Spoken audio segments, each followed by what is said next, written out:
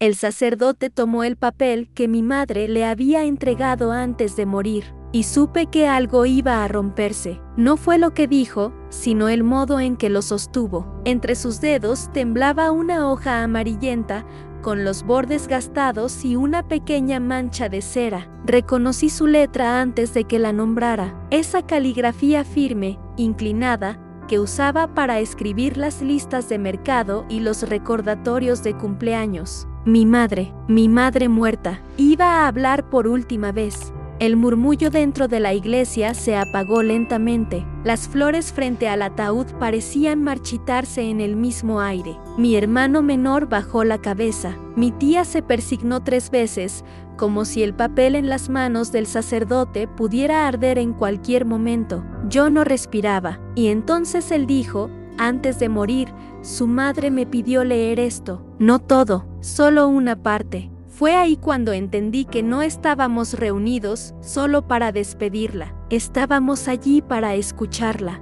Y tal vez, para perderla otra vez. Antes de seguir, dime algo en los comentarios. ¿Crees que es justo decir la verdad? ¿Cuándo ya no estás para enfrentarla? El sacerdote abrió el papel con cuidado. Su voz era suave, pero el eco dentro de la iglesia la hacía sonar más vieja, más lejana. Leyó despacio, como si pesara cada palabra antes de dejarla caer.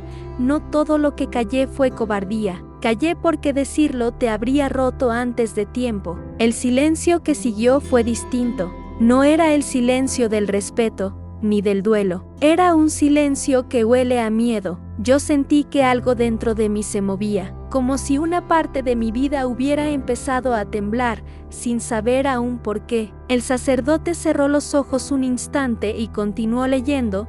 No te conté todo sobre tu nacimiento, ni sobre la promesa que hice aquella noche. Pero si estás escuchando esto, es porque ya puedes entender. Ya no tengo fuerza para cargarlo sola. Mi hermano levantó la mirada.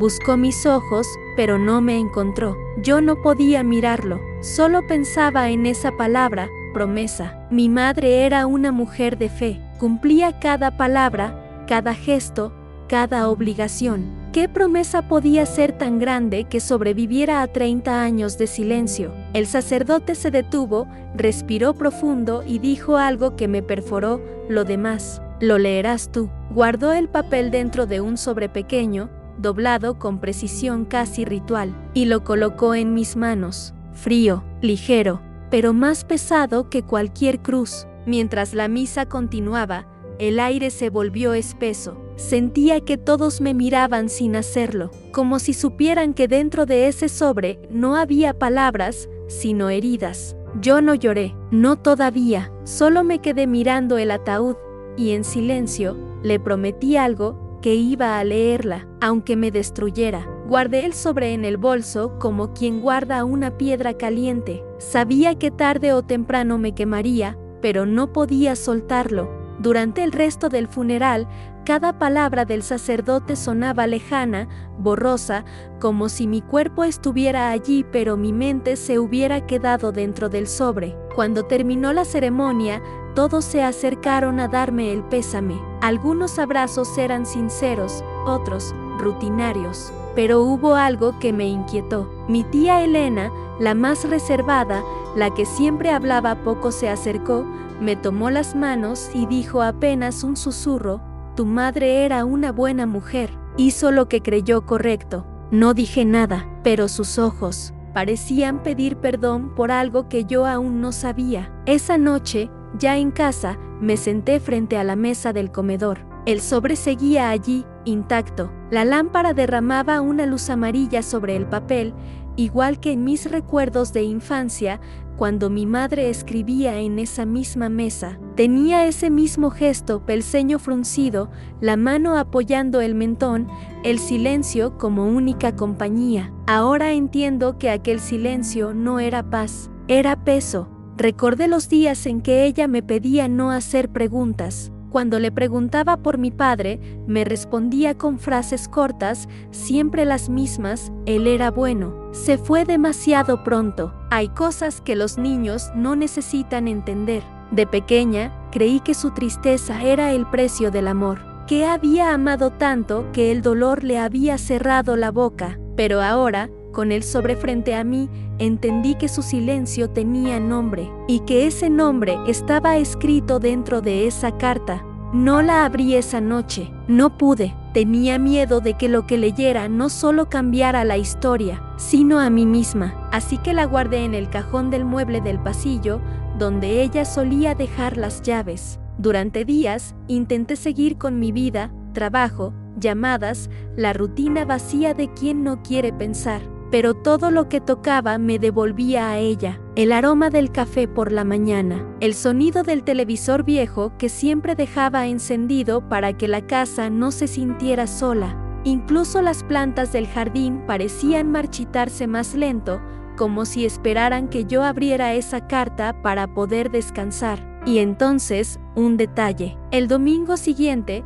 mientras ordenaba la habitación de mi madre, encontré una caja de madera debajo de la cama. Dentro, había fotos viejas, cartas suyas y un pequeño rosario con una inscripción en la cruz, por lo que callé: Señor, perdóname. Sentí un nudo en la garganta. Nunca había visto ese rosario, ni esas fotos. En una de ellas, mi madre aparecía con otra mujer joven, casi idénticas, abrazadas en un campo de flores. Detrás, una fecha escrita a mano, 1988, y una frase breve, apenas visible, por ella, todo. Esa noche, el sobre dejó de ser solo un papel, era una frontera. De un lado, la vida que yo conocía, del otro, algo que mi madre había decidido esconder para siempre. Y mientras intentaba dormir, una pregunta se me clavó en el pecho como una espina: ¿y si esa mujer de la foto no era una amiga? No dormí. Esperé a que el amanecer tiñera de gris las cortinas para atreverme. La casa estaba quieta, demasiado. Ni el reloj del pasillo sonaba. Parecía haberse detenido el mismo día que ella. Saqué el sobre del cajón. Lo sostuve un momento bajo la luz. Mi nombre escrito con tinta azul, letra firme, sin tachaduras. Para cuando ya no puedas preguntarme. Así decía en la parte de atrás. Abrí el sobre con cuidado. El sonido del papel rompiéndose fue más fuerte que cualquier palabra. Dentro, 3 hojas dobladas con precisión. El olor a papel viejo y perfume de lavanda. Ese era su olor. Su presencia, de alguna manera, seguía ahí. Comencé a leer. Hija mía, si estás leyendo esto, es porque ya no estoy. No sé qué habrá sido de ti, pero imagino tus manos temblando como las mías ahora. He cargado este secreto más de media vida y ya no quiero que lo sigas cargando sin saberlo. La verdad no te quitará el pasado, pero quizás te dé un lugar donde ponerlo. Ya con las primeras líneas, sentí que me hablaba desde algún lugar entre la culpa y el amor. No pude evitar llorar, pero seguí. Tú no naciste el día que te conté, ni en el lugar que recuerdas por mis historias. Naciste una noche de invierno, en una casa que ya no existe. No fue en un hospital, ni fui la primera en verte. Fui la segunda. Las palabras comenzaron a girar. El aire se volvió denso. Tuve que dejar la carta sobre la mesa y respirar, como quien intenta no ahogarse. Seguí leyendo, aunque cada frase me dolía más. Tu verdadera madre no soy yo. Lo he dicho y lo he borrado 1000 veces antes de escribirlo, pero esta vez ya no puedo mentir. Yo te registré como mía para salvarte, para salvarla. La letra de mi madre se volvía más apretada a medida que avanzaba el texto, como si cada palabra pesara más que la anterior. Tu madre biológica era mi hermana, Clara. Tenía 17 años cuando te tuvo, y nadie quiso reconocerla, ni él, ni mis padres. Dijeron que había que borrar lo ocurrido, que un escándalo así nos hundiría a todos. Yo no podía permitirlo, así que tomé su lugar, y te crié como mía. Las lágrimas caían sobre el papel, desdibujando parte de la tinta. Me limpié la cara con la manga y seguí, aunque ya apenas podía ver. No la odies. Ella te amó más de lo que pudo demostrar, pero le prohibieron acercarse. Le prometí que te cuidaría, que nunca te faltaría nada. Le prometí también que algún día sabrías la verdad. Tardé demasiado, perdóname. Apoyé la cabeza sobre la mesa y cerré los ojos. El olor a lavanda me envolvía. Por primera vez, la casa no olía a hogar, sino a confesión. Recordé la foto, las dos en el campo de flores. Mi madre, ahora tía, sonriendo a la cámara, y Clara, mi madre biológica, abrazándola. Por ella, todo ahora tenía sentido. Era yo era ella. Quise odiarlas, quise gritar, pero solo sentí un vacío inmenso, como si una parte de mí hubiera estado siempre esperando esta verdad, aunque no lo supiera. Tomé aire, di vuelta la última hoja, y en la parte inferior, casi al final, mi madre había escrito una sola frase que me partió el alma: si te decía la verdad entonces, te habría perdido.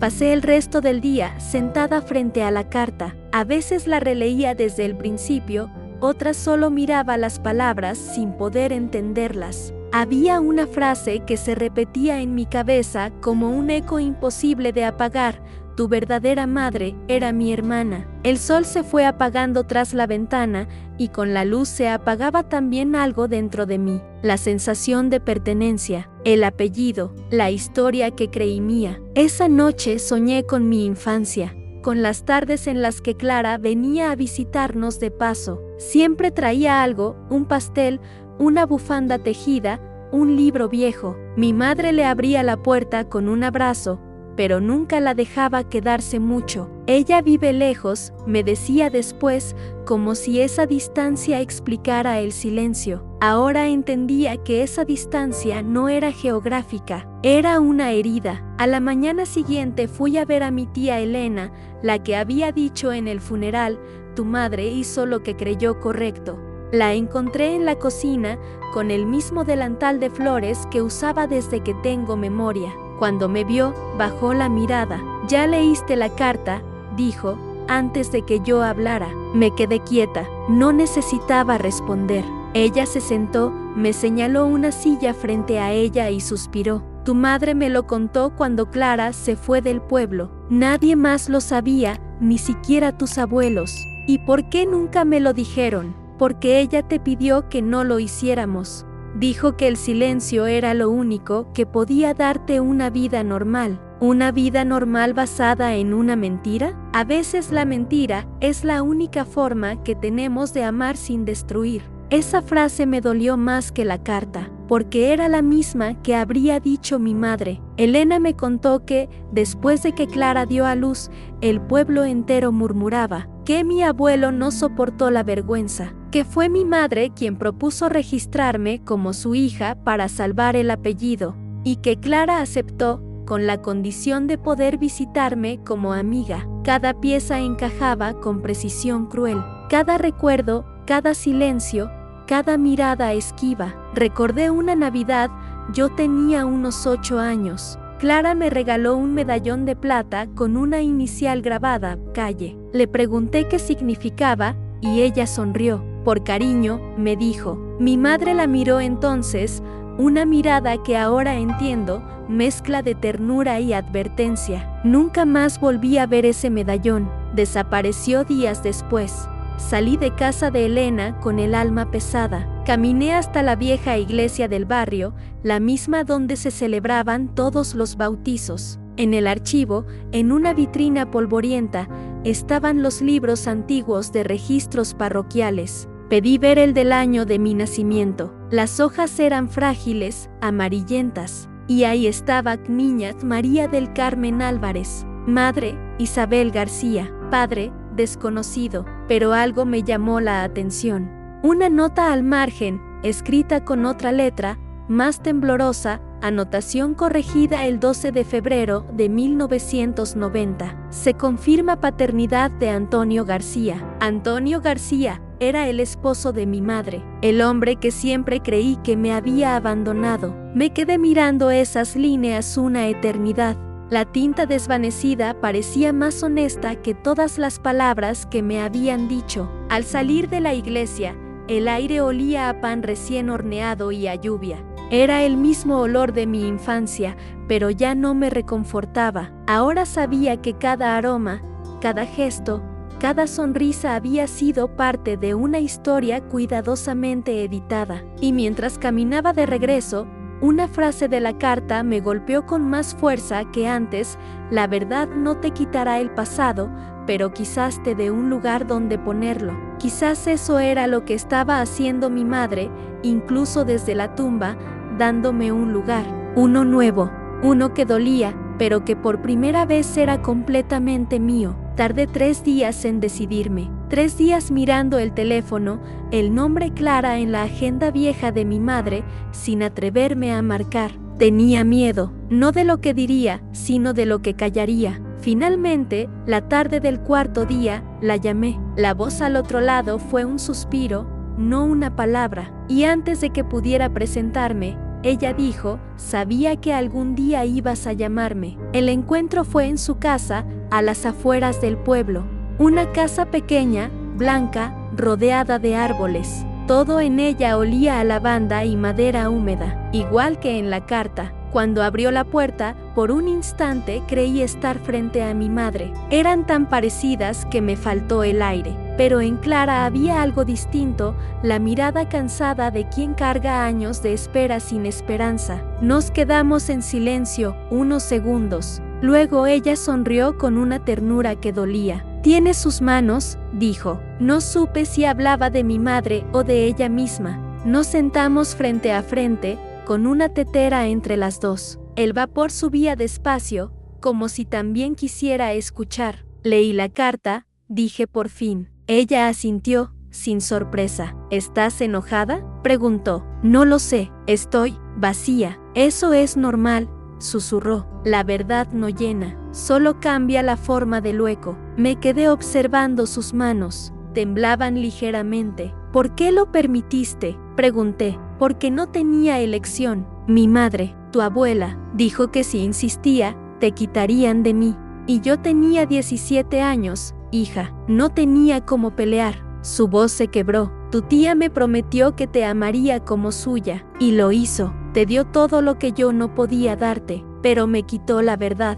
«Sí», admitió, «pero también te dio una vida». Me habló de esa noche, del parto en secreto, de cómo la envolvieron en una manta y la sacaron de la casa para que nadie la viera, de cómo, al amanecer, mi madre, su hermana, apareció con un bebé en brazos, diciendo que había adoptado a la hija de una amiga. La escuché sin moverme, con las manos entrelazadas. Cada palabra era una grieta nueva en el suelo de lo que fui. «Quise ir a verte tantas veces», dijo Clara. «Entonces, ¿por qué no lo hiciste?». «Porque ella me lo pedía, y porque cada vez que te veía, sonreías. Y esa sonrisa me hacía creer que tal vez había hecho lo correcto». Silencio. Un silencio largo, pesado, donde solo se oía el tic-tac de un reloj y el roce de nuestras respiraciones. Clara se levantó y fue hasta una caja en la repisa. Sacó algo envuelto en un pañuelo blanco. Lo puso sobre la mesa. Era el medallón.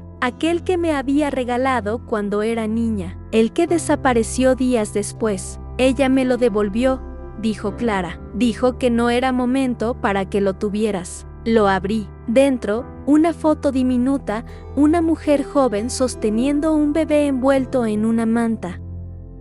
Detrás, una inscripción: «Para que algún día me recuerdes, incluso si no sabes quién soy». Las lágrimas me nublaron la vista. No lloraba de rabia, ni de tristeza. Lloraba por los años perdidos, por las palabras que nunca se dijeron, por el amor que tuvo que disfrazarse de ausencia. Me acerqué y la abracé. Sentí su cuerpo frágil, tembloroso, como si temiera que también ese abrazo fuera a quitarle algo. «Ya no tienes que esconderte», le dije. «Ni tú», respondió ella, con una voz que apenas fue un suspiro. Salí de esa casa cuando el sol ya caía. El cielo ardía en tonos naranjas, como si el día también estuviera despidiéndose. Caminé despacio, sosteniendo el medallón en el pecho. Por primera vez, no sentía que había perdido una madre. Sentía que había ganado 2 verdades. Volví a casa al anochecer. La carta seguía sobre la mesa, abierta, con las esquinas arrugadas por mis lágrimas. El aire estaba quieto, como si la casa misma contuviera la respiración, esperando mi decisión. Encendí una vela, la luz tembló y por un instante me pareció ver a mi madre sentada donde solía coser, mirándome en silencio, con esa expresión que tenía cuando sabía algo que no podía decir. Me di cuenta de que toda mi vida había estado aprendiendo su lenguaje sin palabras. Me senté frente a la carta, la leí por última vez. Esta vez no dolía igual. Ya no era una herida abierta, sino una cicatriz que empezaba a encontrar su forma. Las frases que antes me rompían ahora sonaban distintas. No te mentí para engañarte, te mentí para que pudieras vivir. Si te decía la verdad entonces, te habría perdido. Cerré los ojos y respiré. Era cierto, si me lo hubiera dicho cuando era niña, tal vez la habría odiado, y sin embargo, ahora, adulta, entendía que su silencio no fue cobardía, sino un sacrificio. Abrí el cajón donde ella guardaba las cosas más pequeñas, hilos, dedales, recortes, botones de todos los tamaños. Allí, en el fondo, encontré una caja de madera. La abrí. Dentro había fotos, cartas y un trozo de cinta rosada con mi nombre bordado. Era la cinta del hospital, la que usaban para identificar a los recién nacidos. Solo que no había nombre de madre, ni número de cama. Solo una palabra, Clara. La sostuve entre los dedos. El hilo estaba descolorido, pero aún firme. Era como si resistiera al tiempo, igual que nosotras. Guardé la cinta dentro del sobre. Pegué las 3 hojas de la carta con cuidado, una sobre otra, y las até con un lazo de hilo azul. No podía destruirla, ni esconderla. Decidí guardarla, pero no en el cajón del miedo. La guardé en la caja, junto a las fotos, junto a esa cinta, junto a lo que fui y lo que ahora sabía que era. Esa noche, antes de dormir, miré el medallón colgando sobre la lámpara. El reflejo de la vela hacía brillar la foto diminuta de mi madre biológica. Pensé en las 2 mujeres que me habían amado de formas opuestas y, sin embargo, igual de profundas. Una me dio la vida, la otra, un lugar en el mundo. Y entre ambas, aprendí que la verdad no siempre viene para destruir. A veces llega solo para dejarte en paz. Al día siguiente fui al cementerio. Dejé una flor blanca sobre la tumba de mi madre. Saqué una pequeña hoja que había separado de la carta, la más corta, la que decía solo, ahora puedes perdonarme. La doblé y la puse bajo la flor. No dije nada. El viento hizo el resto. El papel se movió ligeramente, como si alguien invisible lo aceptara. Cerré los ojos. Respiré, y por primera vez, el silencio no dolió. Era el mismo silencio que ella me enseñó a entender. Ese que no es vacío, sino descanso. Si alguna vez encontraste una verdad demasiado tarde, sabes que el dolor no desaparece, solo cambia de lugar. Y a veces, ese nuevo lugar es donde empieza la paz.